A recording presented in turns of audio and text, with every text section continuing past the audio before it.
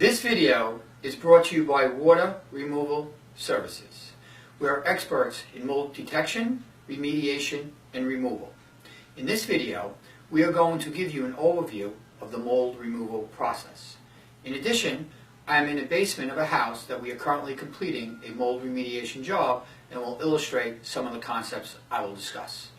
The background is a poly sheeting that is part of a containment strategy so we do not spread the mold to non-affected areas. Mold needs three things to grow: oxygen, a food source, and most importantly, moisture. Oxygen is all around us and is always available for mold growth. A food source for a mold spore is any organic material it lands on and absorbs. Food sources include sheetrock, latex paint, dust particles, wood, and paper. Moisture is the third and most critical component for mold to grow. It could come from any water source. Some examples include a poorly ventilated bathroom, damp basements and crawl spaces, flooding or water getting into the walls, broken or leaking pipes, leaking windows, leaking air conditioners. Obviously there are many others, but these are just some. Mold typically has a musty smell that alerts people to possible issues. Before starting any mold project, these general issues should be addressed. First, safety of the occupants and the individuals performing the mold remediation work. You should take all necessary actions to prevent cross-contamination or the spreading of the mold to non-affected areas. Eliminate the water source, which is creating the mold environment. Be sure to eliminate all mold with a process designed for non-porous, semi-porous, and porous materials. Porous is defined as the ability of a material to absorb water or for the water to penetrate. An example of a non-porous item would be glass or glazed tile. Carpet or sheetrock are considered porous, and wood and concrete are semi-porous.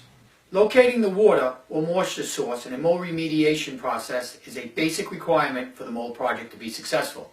As we discussed, moisture is the most critical element and must be eliminated for any mold project to be successful. The moisture source must be determined and eliminated. This can be as simple as a broken pipe or can be quite tricky to determine the source.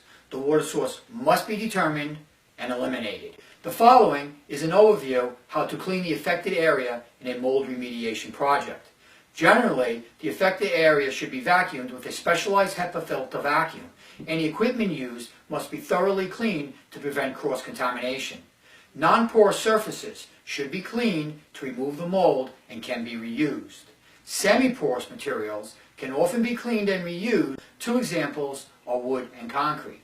More porous materials, such as drywall or carpet, are hardly ever salvageable once they have been contaminated. An application of an antimicrobial agent is typically applied after removing as much of the mold as possible. An antimicrobial agent is a fancy name for an agent that is capable of killing mold. The chemistry of these agents has advanced and they are quite effective and safe when used appropriately. I am now going to illustrate the concepts I have described on a project we are currently working on. Behind this poly sheeting is a bathroom located in the basement. The basement had a musty odor.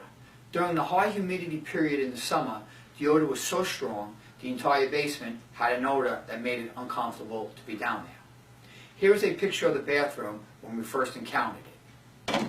Okay, so it's a typical finished bathroom.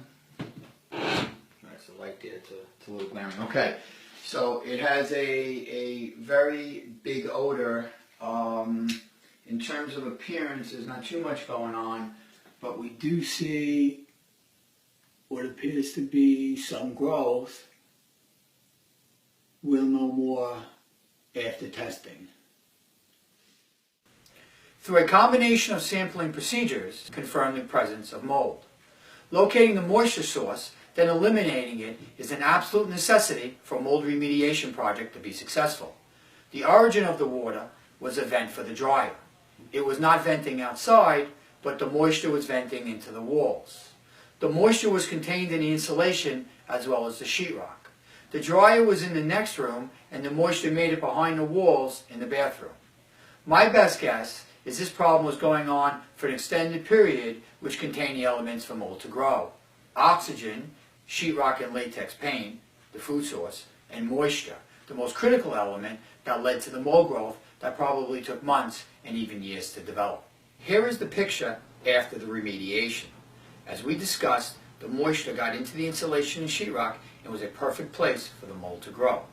The insulation in sheetrock had to be removed. Again, the sheetrock cannot be saved and has to be removed along with the insulation.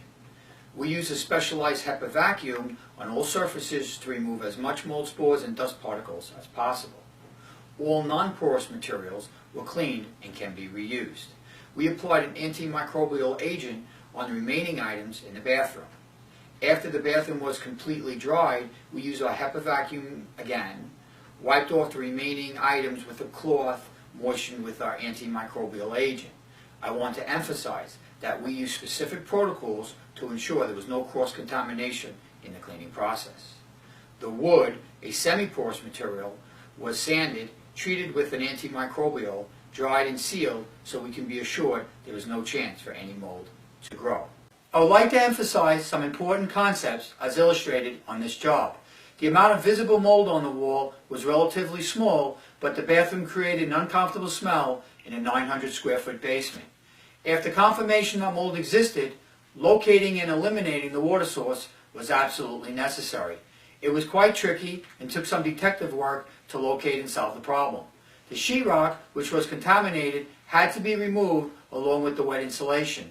The mold was in the sheetrock, and an application of an antimicrobial agent would not have solved the problem. Additionally, the water source would not have been found and stopped, and the insulation in sheetrock was still wet, and mold would have continued to grow.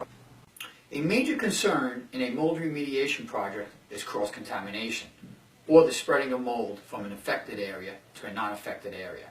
We have set up a containment area to ensure that cross-contamination does not occur. Mold growing from the bathroom to other areas of the basement. There are a variety of procedures we use to ensure we do not contaminate other parts of the structure. Some techniques to prevent cross-contamination include setting up a containment area, negative air, making sure the HVAC system does not spread the contamination, and double bagging affected items in the affected area as to not contaminate other areas. We use a variety of personal protective equipment to ensure our safety during a mold project. Some basic equipment include an air purifying respirator.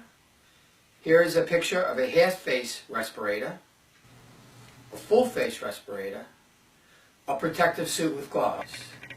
Of course, a respirator would be worn with the suit. Thank you for watching this video.